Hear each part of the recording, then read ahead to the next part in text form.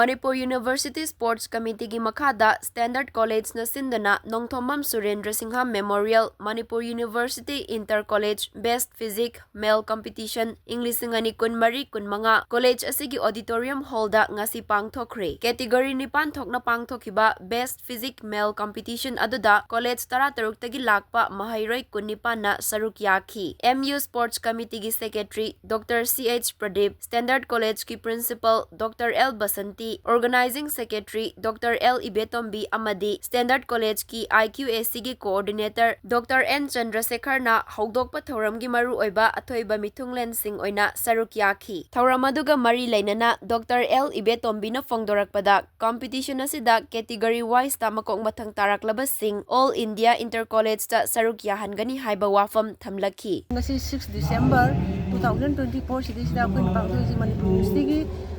kanogi miye makhada koi college na Standard College na host oibuni masina pangtho bisi N Surendra Singh Memorial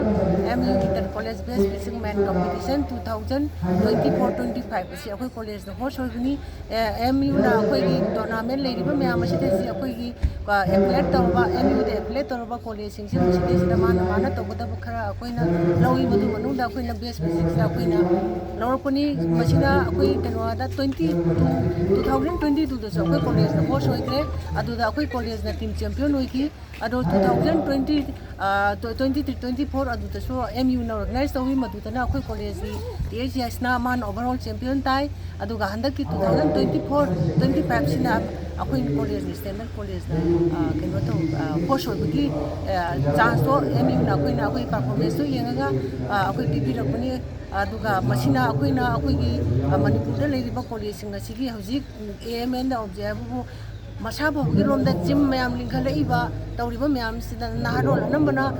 masidai sida akoi training base physics masina yam importance waina nongna rei masida base physics na moine any modeler khangde amoi khangde masida yamna masina yamna support tawi aduga loina na masi handakta aina yengjabada namu 2022 dagi kara amu hengalaga 24 gi